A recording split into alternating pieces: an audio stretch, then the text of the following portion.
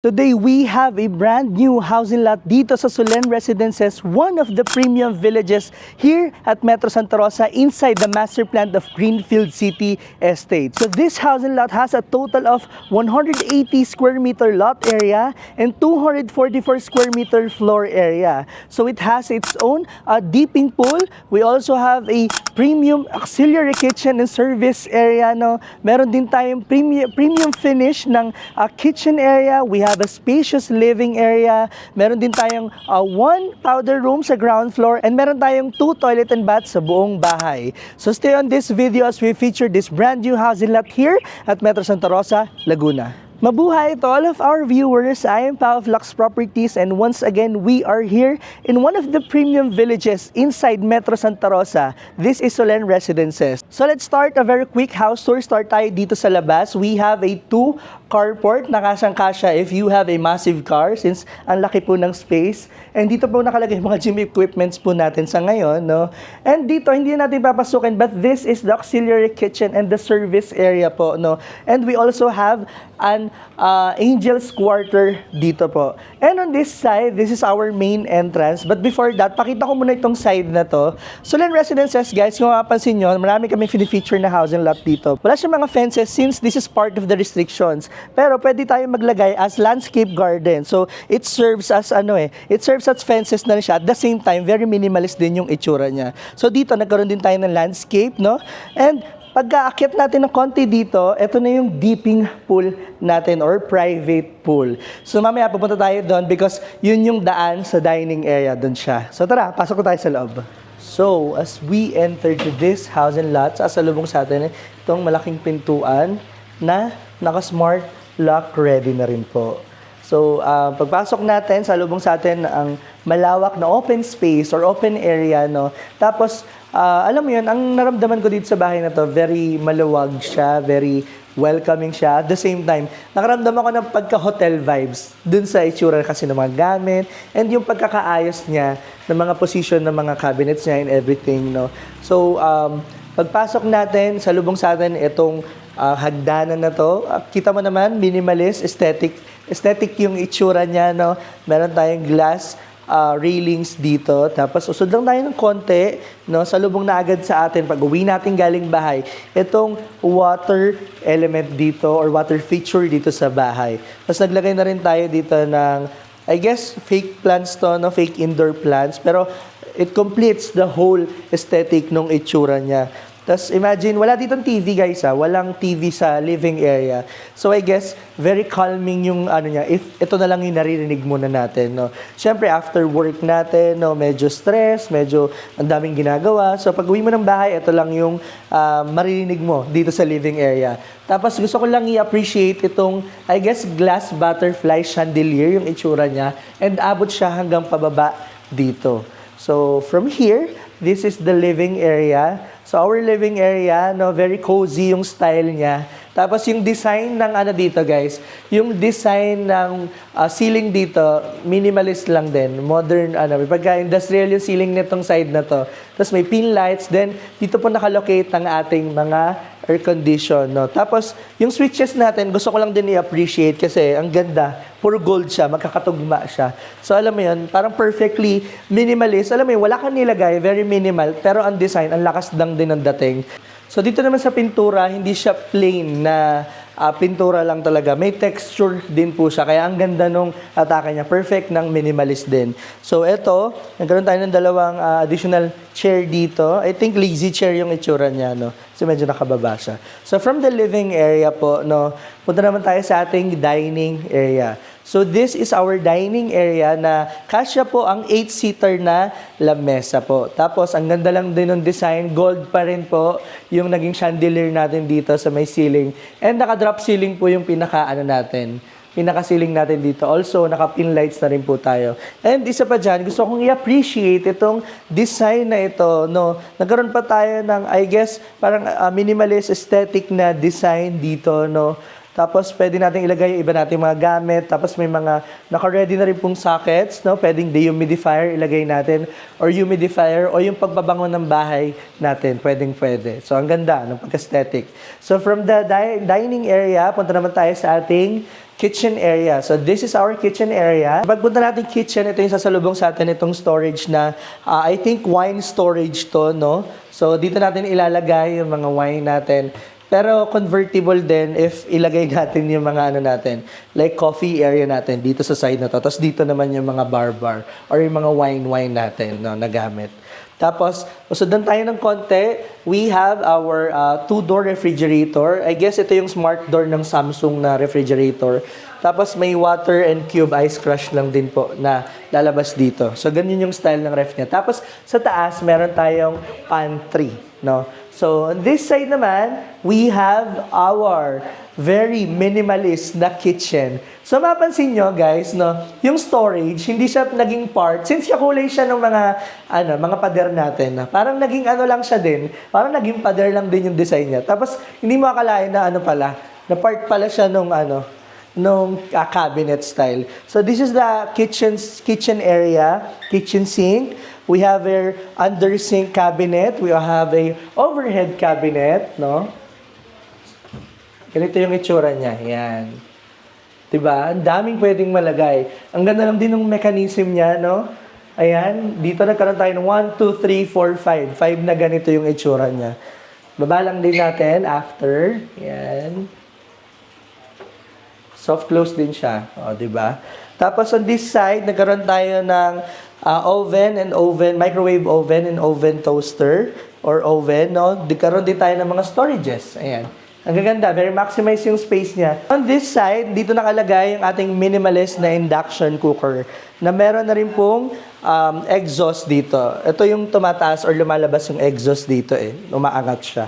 Tapos gusto ko lang i-appreciate itong natin dito, pinaka-light natin, no? Pinaka-naging chandelier natin or main light natin dito sa area.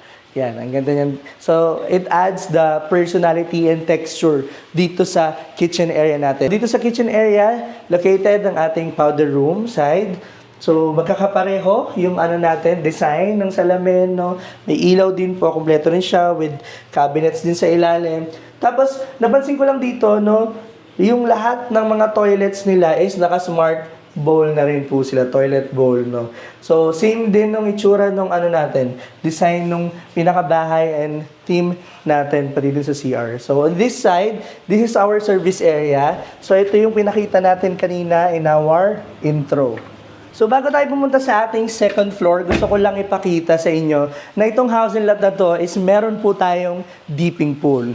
So, imbis na lanay, yung natin, or tambayan tables and chairs, no, yung seller or yung owner po natin, no, kinonvert ito as a dipping pool. So, nagkaroon pa tayo dito ng shower area. Yan. Tapos, nagkaroon din tayo dito. I guess ito yung machine ng tubig natin sa swimming pool. Tapos, parang naging sofa pa siya or storage area. Tapos sa taas, no, meron po tayong abang for the projector. So ibaba lang natin yung puti na yan. So ito yung pinakita ko kanina sa sa intro natin, no. And ito yung side na yon, yung pinaka natin, lanay. And punta na tayo sa ating second floor, tara.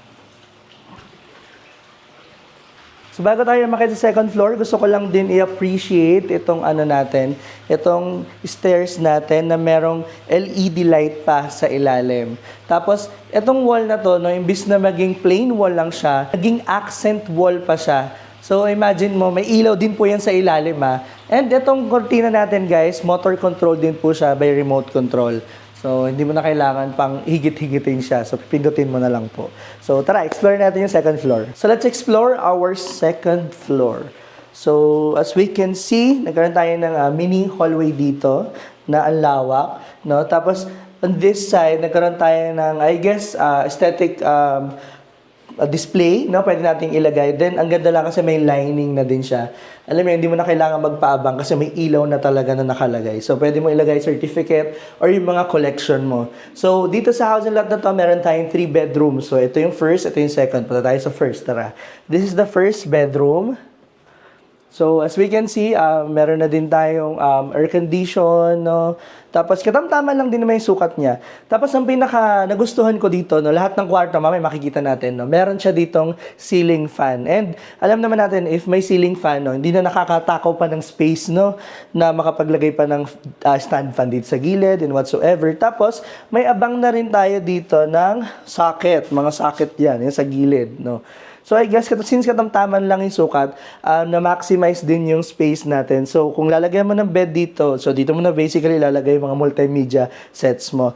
Tapos this one, meron tayong common toilet and bath dito na two-way siya. Katagusan siya dun sa kabila.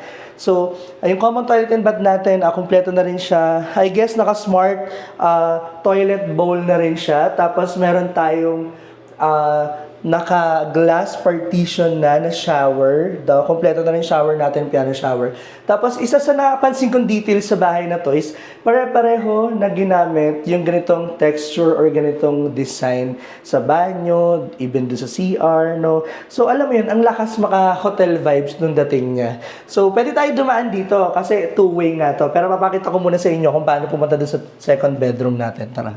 So, this is our second bedroom. Ayan. So, gaya na sabi ko kanina, no, meron na pong ceiling fan na kasama. So, ang ganda lang din kasi nga, ayan, o, diba? Hindi na siya takaw space pa. Bubuksan mo na lang siya. Then, I guess, katamtamang space lang din yung meron tayo sa ating 2 bedrooms. So, if meron tayong kids, no, or children's po, o kasyang-kasya pa rin naman and fit na fit pa rin naman po. So, ito yung kaninang pinakita ko, no. Ito po yung two-way natin na toilet, common toilet and bath. So, kanina, nandun tayo. Ayan, nandito na tayo. So, ang ganda lang din ng pintuan since nasasara din siya, no. I mean, ano siya, hindi siya takaw space. So, ang ganda lang din ng idea na, kasi nga, hindi naman ganun kalakihan yung bedroom. So, at least sliding yung pinakapinto natin. So, basically, kompleto rin naman. Meron tayo air condition, ceiling fan, and bintana po. Tapos, may abang na rin tayo, or nakalagay na rin po, yung blinds natin. So, pasok na tayo sa ating master bedroom. So, bago tayo punta sa master bedroom, meron tayong space dito, yung nakita natin kanina. Tapos, and dito, I guess, gagawin pa to ng frame para nakatago yung pinaka main breaker. Tapos, meron din tayong, I guess, ayusan ng wire yan, yung daan na yan, no? Tapos, ang ganda rin kasi mga naka-pin lights and well-planned yung bahay, yung itsura ng mga ilaw, no? So, ang ganda rin po ng wall natin dito dahil meron siyang ilaw. Tapos, at the same time, ang ganda rin ng pagkakapintura. So, I guess, yung technique na ginamit dito is yung parang ganun type ng pintura, no? Kasi hindi siya plain like whole, eh. So, nagbigay siya ng aesthetic vibes. Hindi siya puti or pero, ang ganda lang din ng dating. So, pagpasok natin, this is our master's bedroom. Yan. Una muna sa salubong sa atin, itong side na to. Pasok tayo ng konti. Itong side na to. So, I guess, ito yung mga lagayan ng sapatos, no? Na lagi natin ginagamit for our everyday needs. Tapos dito yung mga jewelries natin or mga relo natin lang ginagamit, no? So, ang ganda kasi, alam mo yung pinag-isipan talaga and na-maximize yung pinaka-space niya. So, bago ko makalimutan, ito nga pala pintuan natin ay naka-smart lock na rin po tayo. Yan. So, bago tayo punta dyan, yan yung magandang part, eh. Binta muna tayo dito sa ating bed area. And parang multimedia. Nagkaroon tayo ng multimedia set dito. Tapos, ang ganda guys, ito yung pinaka nakakatuwa dito, no? Yung view niya pag nandito na kayo sa master bedroom.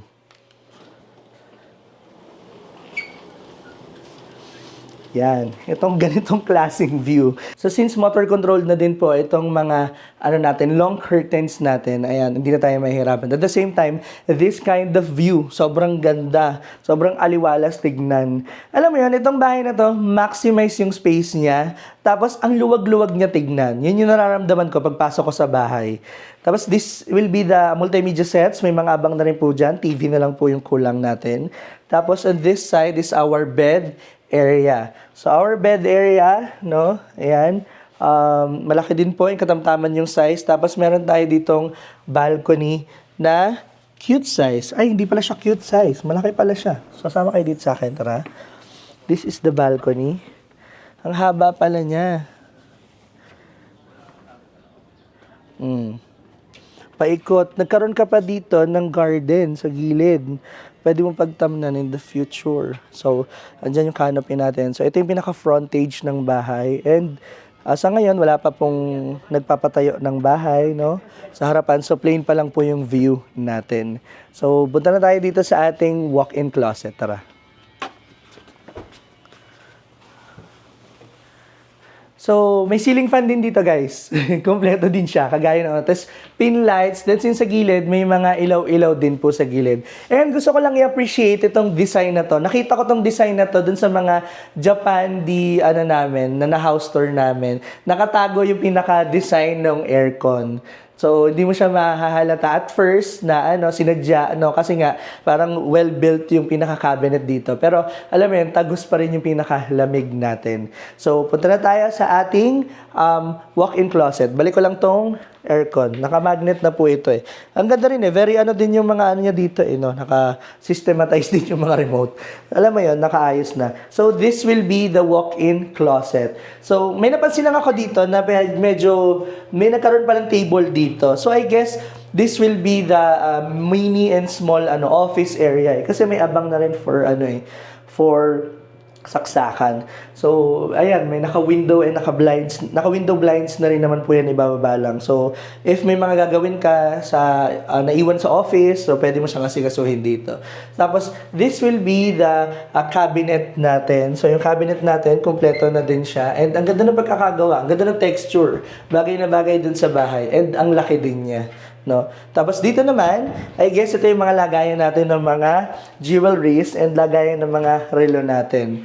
Tapos, nakaayos na rin po, so pwedeng lagyan ng mga bags, no, and collections natin, mga perfumes, no. Then, on this side naman, nagkaroon tayo ng first cabinet o second cabinet. So, I guess, his and hers po itong cabinet na to. So, dito, nagkaroon tayo ng cabinet, no. Yan, same size dong first cabinet, I guess. Tapos sa tapat nito, nagkaroon tayo ng vanity area. So, pwede tayo maglagay ng stool dito in the future. Tapos, nakaabang na rin yung mga saksakan natin. Ayan. Tapos, may malaking mirror tayo dito. So, pasok lang tayo ng konti. Nagkaroon lang tayo dito ng his and her sink. Tapos, yung sinabi ko kanina ng mga design, no, even do sa bed area, same na same design na ginawa dito sa loob. So, tugma-tugma yung mga theme dito sa loob ng bahay. Tapos, meron din tayo ditong covered na and glass partition na shower. At the same time, meron tayong toilet bowl na smart control siya. Ito yung controller niya. Ayan, yung remote niya. So, balik tayo sa baba. Pag-usapan natin yung presyo and yung location nitong bahay. Tara. We are offering this housing lot in the market for 26 million pesos. And pwede po ibang financing, no? It depends lang po sa appraisal ng bangko sa property and it depends the appraisal ng bangko sa inyo po or sa maglo-loan po. So pwede to if nai-stress ka, magpatayo ng bahay, worry no more, ready to move in na tong bahay na to, ready for occupancy. If you will retire right now, pwede mo siyang tirahan after malipat sa iyo yung title. So if you are interested, just send us a message through our Viber, WhatsApp, and iMessage. That's +639 171248 304. Again, I am Paf Lux Properties. See you on our next video.